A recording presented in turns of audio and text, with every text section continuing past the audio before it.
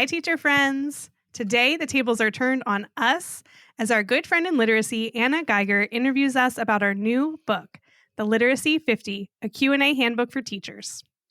We love Anna's podcast, Triple R Teaching, and she has her own book coming out this summer, just like we do. So we couldn't think of a better person to interview us. Let's jump in. Hi, teacher friends. I'm Lori. And I'm Melissa. We are two educators who want the best for all kids, and we know you do too. We worked together in Baltimore when the district adopted a new literacy curriculum. We realized there was so much more to learn about how to teach reading and writing. Lori and I can't wait to keep learning with you today. Welcome, Lori and Melissa. Hi, Anna. Thank you for having us. We're so excited to be here on your podcast. I know, talk about the other side of the table. So this will be fun.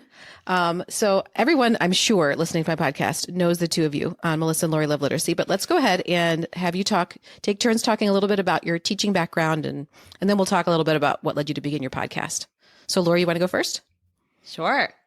So I have been a teacher, a K-2 teacher, a intermediate grade teacher, a high school teacher, also a coach and a district-wide coach and leader. So kind of did it all and, ran the gamut of everything from balanced literacy all the way to learning about structured literacy through high-quality curricular materials. That was really my avenue in.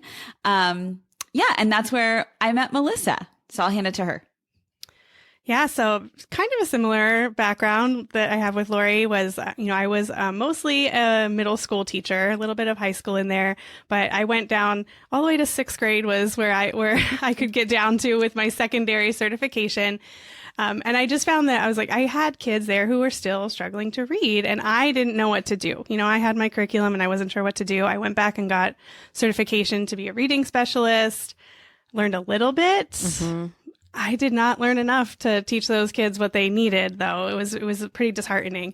Also went to the district level, again, trying to where do we solve this problem, And here we are still learning how to solve this problem. Mm-hmm. So again, met Lori on that journey and started our podcast, and here we are.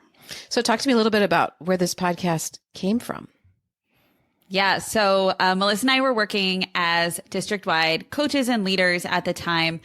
In Baltimore City Public Schools. And so we were implementing Wit and Wisdom ELA.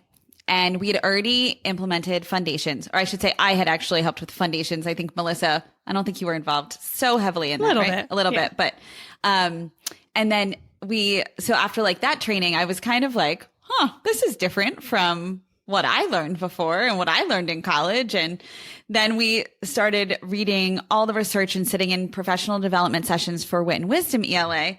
And when we saw that curriculum, we were like, oh my, this is really different. And we had never seen this research before. What is going on? I mean, I remember we started reading Natalie Wexler's stuff and thinking knowledge building, what the heck is this? And so I was having all of these great conversations with Melissa because we were tagged to work together to help teachers learn about this. And meanwhile, we were learning too. So we were really trying to model learning and make it as easy as possible for teachers to learn about it.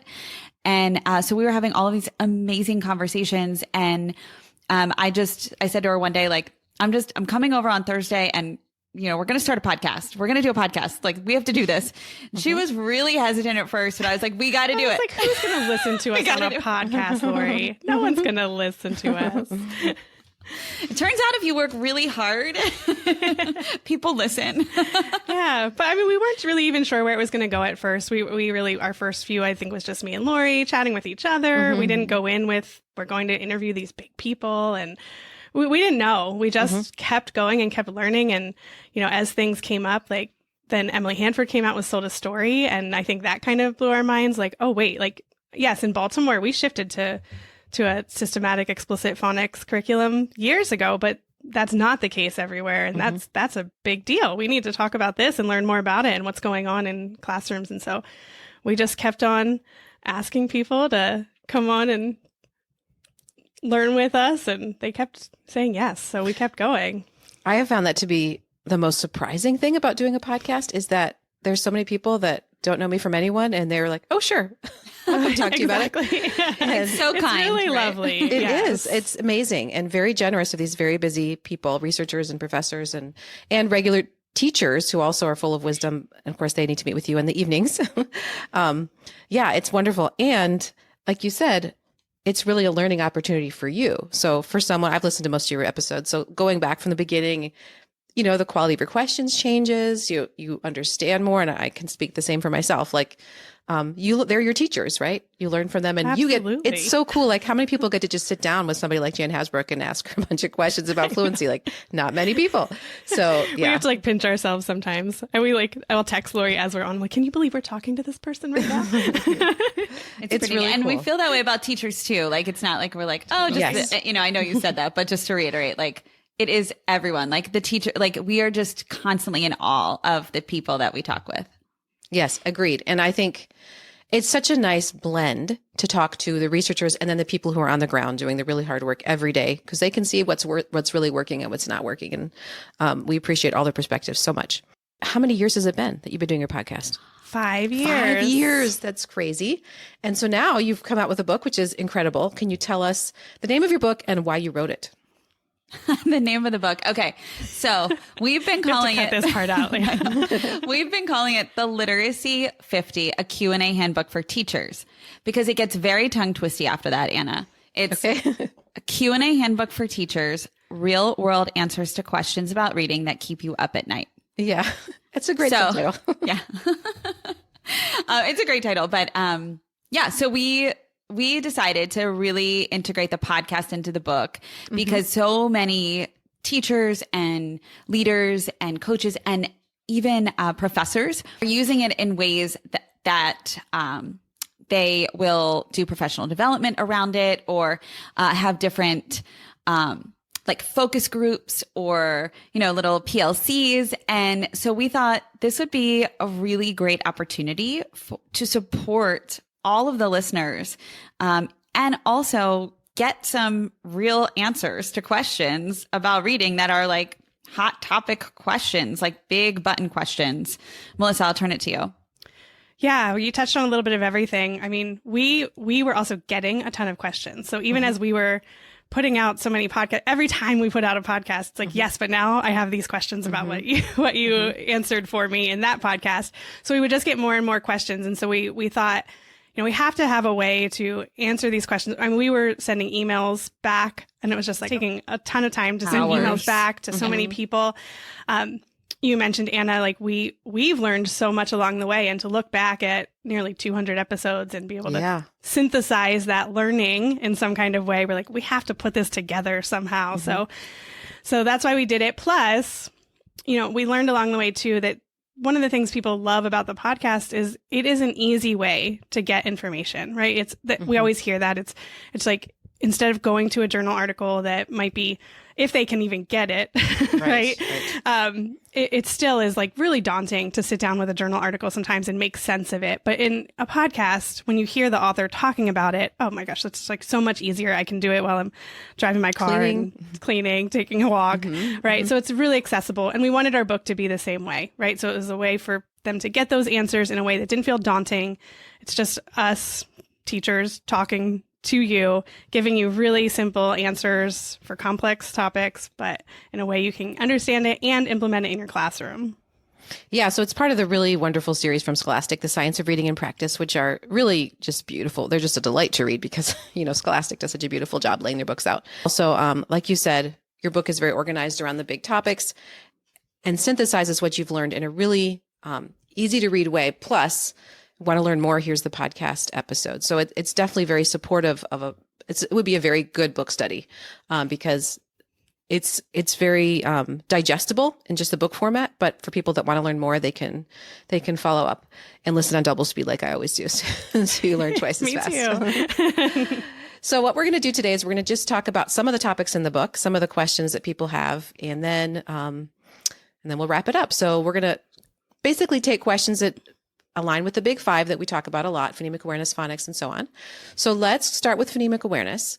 There is a debate about oral deleting and substituting of phonemes. So for example, say the word stop, take out, put in ul, then you get slop. Sorry, that was a weird example, but anyway. It's all good. We're here for it, Anna. But so there are a lot of the 1 minute drills that people do, but now there's the question, well, is there even a point to doing that orally? Should that all be with letters? What's your take on that? Yeah, it's a really good question. I'll start us off. Is that okay, Lori? Mm-hmm. I will say, I'll come back to those deleting and substituting, but I will say in our book, we do talk about blending, isolating, and segmenting words. And we do say that those three are the three PA skills, especially oral only, that you really want to focus on. And they're the ones that do have a lot of research that show that if students are doing those well, it's going to help them to be able to decode. It will help them to be able to spell words. So they're the ones you really want to hit home, especially if you're taking time to do it oral only. Those skills that you mentioned, deleting and substituting, and I'm glad you did the example so I don't have to do it. Thank you. They came to be known as advanced phonemic awareness skills. And like you said, there is some debate around it. So they came from Kilpatrick and Kilpatrick's book. And so, a lot of people were like, sounds great. Sounds wonderful. But there's a really great article that Shanahan did in one of his blog posts, Tim Shanahan, where he actually talked to David Kilpatrick about this, this is why I love it. Cause I'm like, he's like, I'm going to go talk to Kilpatrick about this. We don't need to debate it. Let's talk to him. And, Kilpatrick himself said that he thinks maybe that it was kind of a hypothesis for him that this would be helpful. So there wasn't actually research behind it. And he felt like it would be helpful for older readers who might still be struggling. But that there really wasn't research around that. So it was just a hypothesis. So I like the way Shanahan ended that article where he said, like, there would just need to be more research to be done to know if that would be true or not. Mm-hmm. But what I think is helpful is, if for teachers who are limited on time, teachers who always, every teacher, right? Every teacher is limited for time. You think about what can I get rid of? Like, doing those deleting and substituting oral only just might not be the best use of time. And so, yeah. And maybe don't need it. And a substitute would be like the word building, the word chains, where you're basically doing the same thing, but you're putting letters with it on a dry erase board. And that we can say, we can very much see the direct connection of that to reading and spelling. Absolutely. Yeah. Yeah. And they even say, like, if you can do those skills, you probably are pretty good at, you're probably already decoding, because most of the time you can like picture the word in your head and you're swapping out I'm swapping out M for T and now it's top instead of mop. Like, you're almost doing it in your head because you can see the letters. So you're not accomplishing anything. You're not accomplishing it just by the sounds. Yeah. Right? It's usually not just the sounds. Yeah. I'll add to that, Melissa. I think the purpose of the deleting and the substituting is to increase that cognitive flexibility. And so I think that that's something to keep in mind. It's called set for variability, right? When we want students to be able to understand the different sounds that combinations of letters or letters make, and to be able to try those sounds out. So I think this could be helpful for that. For example, but you don't need to do it oral only. No, not oral only. Add those letters in. Exactly. Yeah. Add the letters in. But like, for example, thinking about, I'm going to give an example from our book, a student trying to decode the word blow. Like, I'd like to blow a bubble. So when they pronounce the word, let's pretend they say blow, and that would rhyme with the word plow, right? A student who has been exposed to the word will be able to then understand, let me try another sound for this, right? And it's the same idea of deleting or substituting. Let me try a different sound. Yeah, I'm trying to substituting. Yeah, substitute that different sound. But I think the big takeaway too is to build students' oral language vocabulary so that they have that vocabulary to substitute with, because if you've never heard that, you're not going to be able to substitute. And also, or seen that, heard or seen for keeping those letters top of mind. So that's something to keep in mind as well. Yeah. And I think you're talking about set for variability, which Marty Ginsburg calls mispronunciation correction. Yeah, I love it. She always uses the example of mother, where you would look at it and you might say mother, but then that's not a word. How can I adjust it? And to your point of oral language, I don't know that we always think about that enough, but how so many of these longer words, kids are never going to get to it if they've never if it's never been read to them, right? Correct. And then, or if they've heard it spoken. So moving into phonics a little bit, I think some people hear about set for variability. I know they do because I see this in Facebook groups and they think, well, that sounds like 3Qing. We can't do that. And I understand it sounds a little scary because we know that with 3Qing, kids are taught to identify words with different cues. So they use context, even though they haven't tried to sound out the word. So the reason why this is different is because our first line of attack is always to work at sounding out. But we know that because English is so complex and because English is morphophonemic, not just phonemic, so the letters do not perfectly match up to the sounds every time. And that's okay. That's how English works. So phonics isn't going to get you there all the way every time. Maybe you can talk to us about a little more, another controversial topic in the area of phonics, and that is how long kids should be using decodable text and why it's important for them not to use it indefinitely. We should use decodable text to support students in practicing phonics skills and high frequency words we have taught explicitly and systematically. That is like word for word, verbatim, a sentence from our book. That they've already been taught, right? So and I mean, maybe we're calling them controlled readers. I've heard that recently too, right? Yeah. Decodable books, controlled readers, right? So when we think about which decodable books are right for our students and when to transition them out of them, we can observe our students reading them. So instead of focusing on like percentages, which I hear that all the time, I see that all the time, like that question, like, well, what percentage of the book should be decodable for students? Like, I just don't think I don't think that's the right question to ask. I don't think we're going to find a good answer to that question. I think if students are having a difficult time decoding and reading fluently, give them texts that are more decodable. Yeah. Right? If students are having an easier time or being more successful, then we give them texts that are less decodable. I think that just makes perfect sense, and it aligns with another one of Shanahan's blogs. And I think very practically, we can all along the way connect decoding to word meanings so that we are truly orthographically mapping those words. So when students are like kind of, instead of thinking it like a percentage or like a finite number of, okay, if they read this many words correct, then they can move on.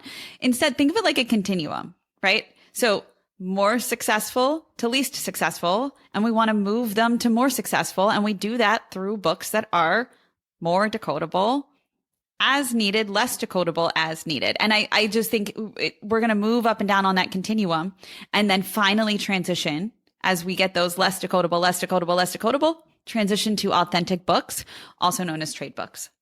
Melissa, is there anything you want to add? Yeah, I do. I would just say, I think we often in education, we hear about a good thing that maybe we haven't done in the past. Decodable books, I think, is one of them. And everyone is like, oh, yes, now we need decodable books. And Lindsay Kemeny used the term overcorrect when we talked to her. And I love that. Like now this is all we do. We just do decodable text and that's it. Right. And now we want them for not just in the K1 classroom. Let's have them all the way through high school. This is the new thing. And so we don't want to do that. We don't want to overcorrect and have that be the only kind of text that students see. It is a great tool, especially when students are just learning to decode. But we didn't actually talk about this in our book, but I'm just going to throw it out there, which is Scher's self-teaching hypothesis, which is once they hit this like sweet spot where they have enough of the knowledge of spelling sound correspondences, it's okay that they get to words they've never seen before and that they can start to figure that out. And like Lori said, if they have that oral, language, then they can go, oh, this is that word, right? Like I've read it and I can connect it with my knowledge of oral vocabulary. And now I just taught myself that word by reading it on my own because I have the knowledge of those spelling correspondences. If they don't have that, that's where you're in trouble, right? You don't want to give them those really tough books before you've taught them enough of those sound spelling correspondences because then they'll get frustrated. That's the point of decodable text, right? Is to give them a safe space to start applying them as they're learning them. But once they have enough, it really is good to push students out and let them practice in those tougher texts. Yeah, I think what teachers want what I would want as a teacher is a very specific time to do this. And that's why the question is asked so much. And unfortunately, it's just not that simple. I think the reason we overcorrect with this one is because we were so off base Yes. That's right. I was on my computer the other day. I actually thought I deleted these files, but I still had them. My sight word books that I gave away on my website. It was like 200 sight word books that I made that I used with my kids when they were really little. And the one was about the word and the pages were, I have coffee and a donut. I have bump and a whatever. And of course they use the picture. There's no way they were reading coffee or donut Right. as preschoolers or early kindergartners, but the and was there over, and it was just completely backwards in terms of how reading works. But I was just creating what I had seen lots of other places. But all of us that were doing that had the wrong idea about how reading works. So then we overcorrected. Well, we've got to use decodable, and we do have to use decodable. But what you said, Lori, about percentage decodability, like research doesn't say, and there's a lot of voices very loud in groups now that say they have to be 100%. And there's no research to say that. And it's confusing, right? Because, well, if it has to be decodable, it doesn't have to be 100% because how else are they going to figure out the words? And when does the shared self-teaching hypothesis start to take over? It really depends on the kid. Yeah, it is. Unfortunately, there's no easy answer to that, but it comes to being a good teacher and watching what your students are doing and seeing how able they are to tackle those other words. If they're looking at the word and they're looking at you for help, or they're guessing, then you need to keep them in decodable longer, I would say. That continuum, it goes back to that more and less. Yep. So let's move on to fluency. What would you say?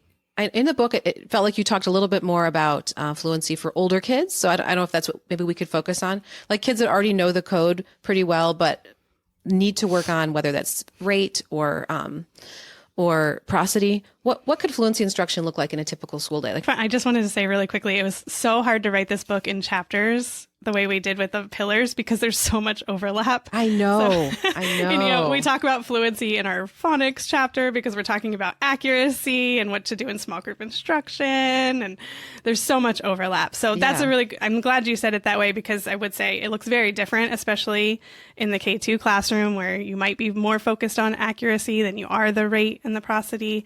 But if we're talking about 3 and up, then we'll talk about the one thing I think that we wanted to really hit home with fluency instruction in a day is that it should be pretty short.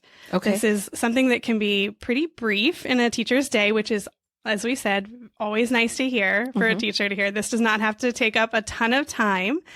I think it was Meredith Lieben and Sue Pimentel who shared with us that they recommended about 15 to 20 minutes each day.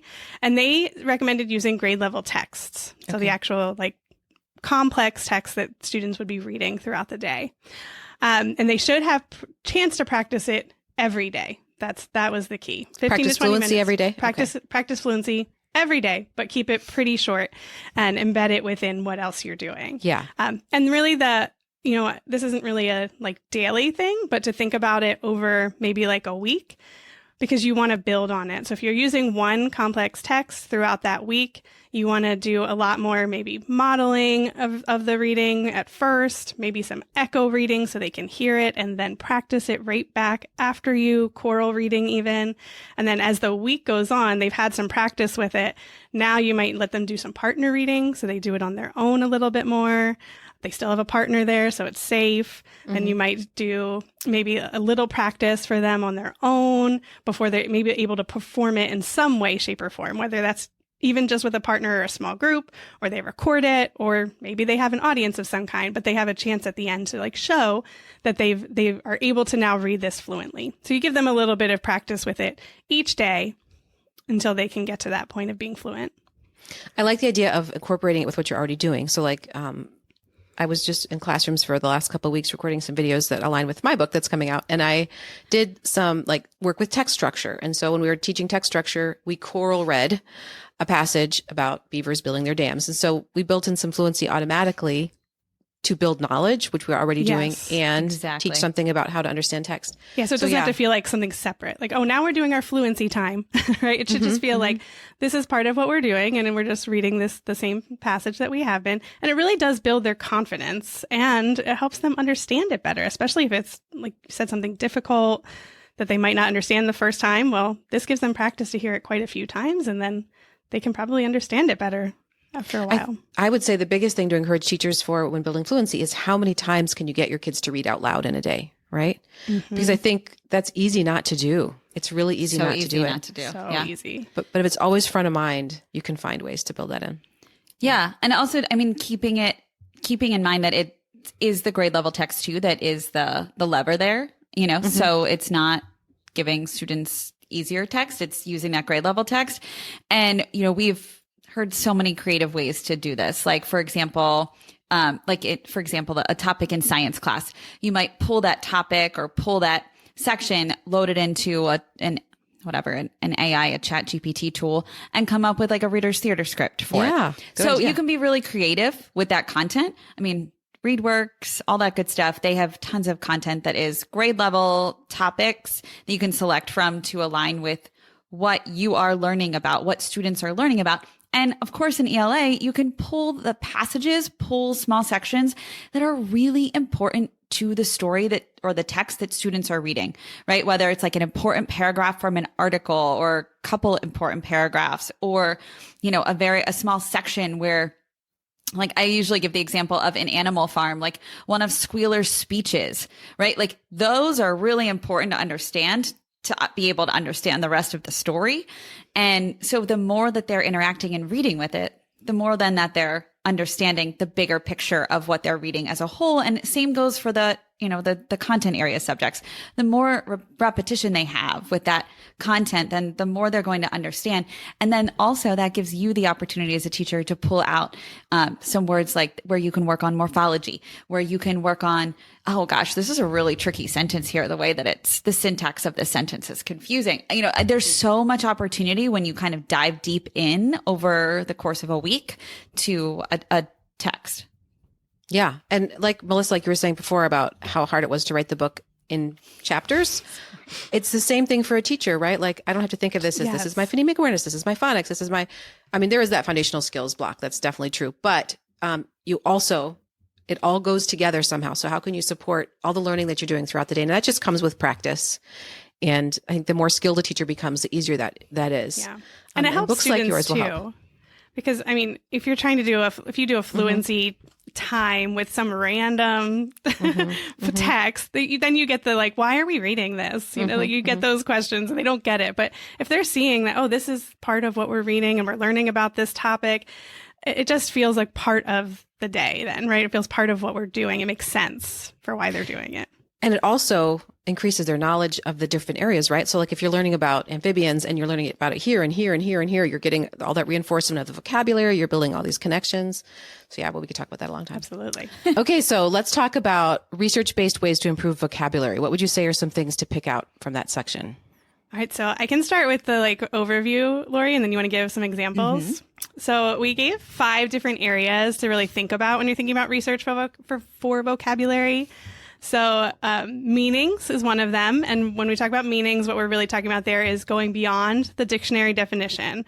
So, you know, we all know, just memorizing the definition that's in the dictionary doesn't really do anything. Most of the time, it's hard to even make sense of what it is. I remember as a teacher, always having to be like, okay, yeah, it says that, but this is what it really means. And you say it in your own words, right? All of that. And giving them things to do, draw pictures of it or act it out in some way, something that gives them a real, you know, something that makes it really meaningful for them. So they get it. That's really the key. So they get it. Connections, which I think you already mentioned. So encouraging students to think about relationships between words, right? And I do this all the time, even with my 5-year-old, right? Like, what's the difference between tiny and small? You know, just those little things like that. Usage, right? So not even just, I mean, we do want them to use it in their own speaking and their writing, but even just pronouncing the words and letting them hear you pronounce it, having them practice pronouncing it, getting it into part of like something that they might actually say so that they've heard it, right? It's like, oh, that's how you say that word. Okay, I got it. Repetition is really important. I know oftentimes as teachers, there's so much to teach and that makes it so hard. That you're like, okay, we did that word, moving on, but really bringing it back as much as you can. Make sure you're like always bringing the words back and using them in different ways, having them use them in different ways over and over again. So it really becomes part of their vocabulary. And then collaboration. So thinking of ways to get the students involved. So it's not just I'm the teacher, here's your word, memorize it, but really having them have a voice. How do you get students curious about when they get to a word that they actually bring it up and think, I don't know this word. And they want to know what that word means, and having it become really collaborative in that sense, having them have that word consciousness to be able to think about, I want to know how to, I want to know what this word is. Let's figure it out together. Yeah. I want to go back to where you mentioned having them say it out loud. That was not something I don't think I really did. I don't think I really did that when I was teaching vocabulary in the classroom. And that's one thing I've learned with learning about explicit instruction, how important it is to bring it back to them, involve them frequently, and having them repeat the word is important, but back to set for variability, right? Like if you've never actually pronounced the word, it's much less likely that you're going to land on the right word. But if they learned that word in vocabulary in first grade and now they're in third grade and they're reading the word, they're much more likely to get it right. Exactly. Yeah. Okay, so I'm going to give you a 5-step routine for teaching vocabulary, Anna. Okay. We saw Anita Archer do this at the Reading League conference, and we kind of made a couple little adaptations. I wouldn't even say modifications, or maybe enhancements would be a better word. Because we kept hers very solid. But it's super easy to replicate, and just, Anita, so clear. Oh, yes. 5-step routine for teaching vocabulary. Number 1, say the word, pronounce it with students, and explain the structure, right? So, for example, this is the word, feature. Say it with me. Turn and say it out loud to a partner. Okay, now let's break it into parts. Feature. I'll put it together, and then you can talk about it, right? I noticed that the EA vowel team is making the long E sound in feature. So I know sometimes the vowel team's EA says E. Ooh, and I don't hear that final E sound in feature. So it's a silent sound. That's really interesting. And the T is making the ch sound in feature. Did anyone notice that? So you're getting into the word with the students. Then you're going to, step 2, define the word and explore its meaning. So give a kid-friendly definition. Anita recommends that kids say and write the meaning. And for example, a great opportunity would be to have a vocabulary journal or a vocabulary word wall or something we talked about that in an episode with a guest, a 5th grade teacher who has a vocabulary word wall and just breaks down all words on the wall for students. Step 3, make it tangible. So look at photographs of animal features, right? For example, step 4, have students practice using the word. So the students or the readers, they use context through sentences, right? And practice using it in sentences, pull it out of text that they're reading, have them read those sentences, explore that word in the context, or just come up with their own sentences. I get, though, there might be some challenges in that with younger students, right? They might not use it correctly, or there's nothing wrong with saying, here's a sentence from the book that we're reading. Here's a sentence from our science reading that uses the word features. Let's all look at it together and, explore this the way that it's used. And then also step 5, provide ongoing use. So use it throughout the day, the week, the unit, the module, and bring it back. I love the idea of posting it to a vocabulary wall, because then that does truly promote that ongoing use.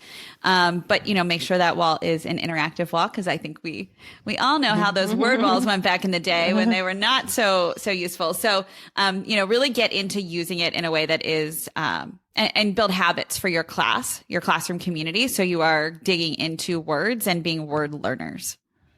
Yeah, there's probably so many ways you could gamify that, right? Like if you have it on your wall and students get, who knows, like a token or something, if they take one of the words and use it in a way that makes sense during the day, because you just need that encouragement to remember that it's there. And then you can use it too, right? But it's easy to forget about them. Another idea that I've seen is you have an index card box, and every time you teach a new word, you write it on the front, maybe in the back, you record a couple quick things that you can do with it. And, maybe every day you pull out 3 cards and review them. But that's the way to drag it out through the year, because it's so easy to forget those. For sure. So thank you. That's anything from Anita Archer we'll take. That's a great procedure. So we're going to close it out with your top ways to improve reading comprehension. That's a really big topic, but let's pick a few. We're just going to close it out with that very easy topic. Bring it on home. Well, I'll start with my answer that doesn't focus on comprehension. It focuses on fluency. So again, I am blurring the lines of our of our chapters, because fluency assessments are one of the best predictors of comprehension, and that's for a reason. It's because if students are not yet reading fluently, so if they're not reading accurately, or if they're reading very slowly, if they have no expression, then they don't have the cognitive space to make sense of what they're reading. And that's really important because I think sometimes we try and push on, it's like, okay, that's fine. So they're reading slowly, but we're in fourth grade, we're in fifth grade. We have to push on to comprehension, but if they're using all of their attention to decode the words still, it's going to be a constant battle, right?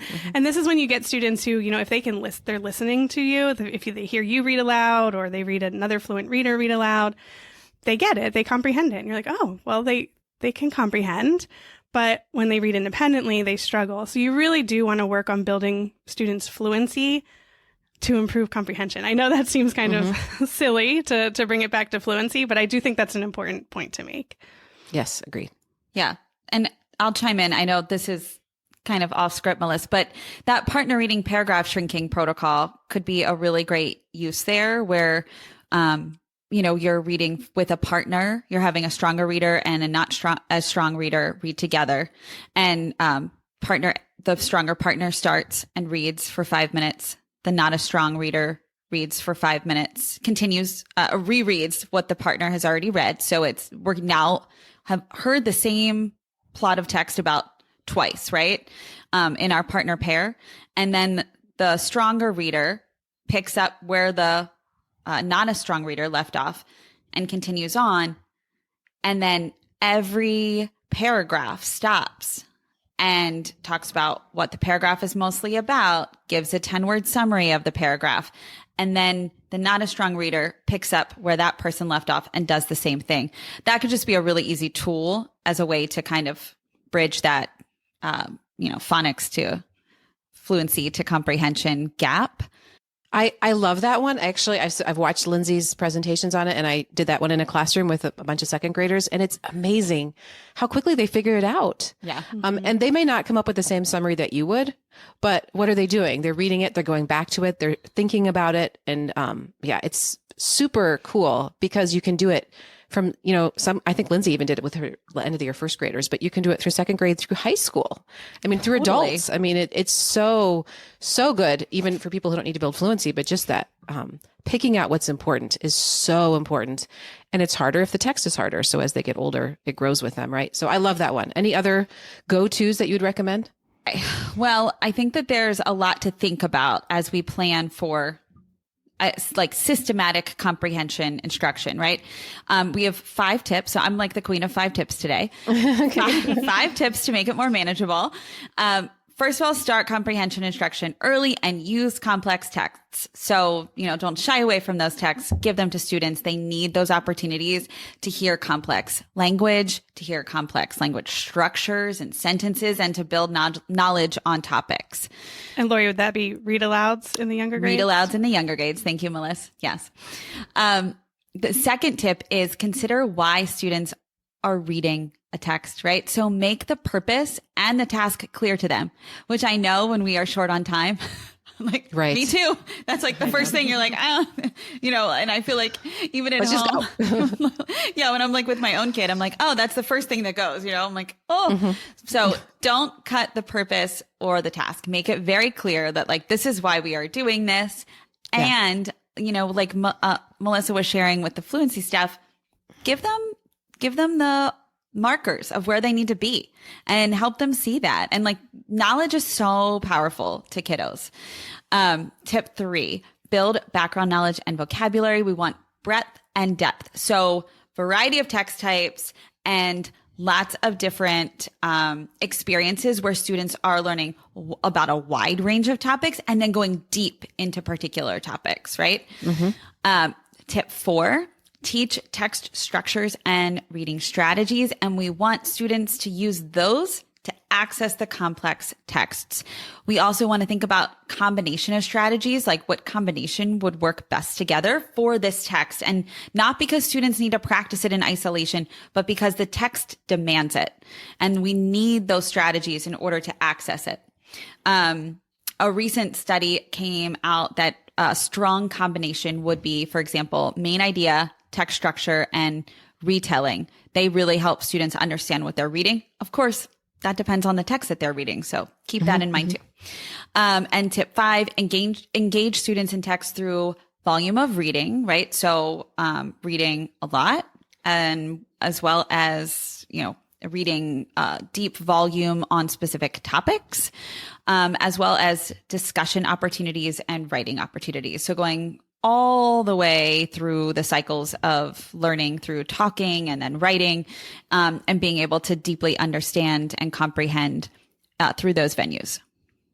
I like what you said about how you choose what to teach because the text demands it. I think that's something that I used to get wrong, which it was, well, this week we're teaching predicting, so let's find the text that supports it. And that is actually way harder to do. It is way harder. It is actually, because where are you going to find those texts from? I know it's like and Google. Just to be like, hey, this is a really good book that we are reading in our curriculum, right? Or that is on grade level, and then like apply the strategy that works. Yeah. It's so much easier. Well, I was just recently reading a book to a group of kindergartners. Have you ever read Henry's Awful Mistake? It's an old book from my childhood. That book I just love that story. Too. Melissa, have you not seen it? No, you've got to get it. It's I'm pretty sure I have book. it in the basement, Melissa. I'll send you a picture. Kids still love it. You can still buy it on Amazon. But it's about a duck who, an ant comes in his house and he's getting his house ready for his friend Clara. So he wants it to look pretty and he sees the ant. Well, the ant's got to go. So he tries to hit it with a pan. Then he misses and he hits the ant goes into the wall, so he breaks the wall, then he breaks the pipe, and the house floods. Water's everywhere. Yeah. Oh yeah, it's such a tragic story, but kids really like it. The kids loved it. But as I was reading it and preparing, I was like, oh, you know what? This book has cause and effect, like on every other page. I wasn't really thinking about that in advance, but when I realized that, it made perfect sense to every couple pages, give them a prompt. On this page, Henry hit the pipe, so work with your partner to find the effect. It just made sense. Right. But that just, again, that's more practice in the teacher. Just the more experience you have, the more you'll be able to pick things out. But yeah, that was fun.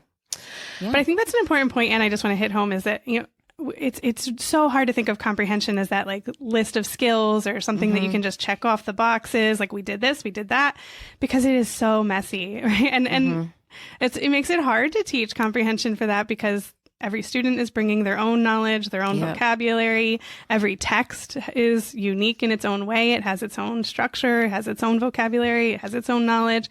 So it is kind of messy, but I think it makes it kind of beautiful to teach comprehension, but it does make it harder. Yeah. Yeah.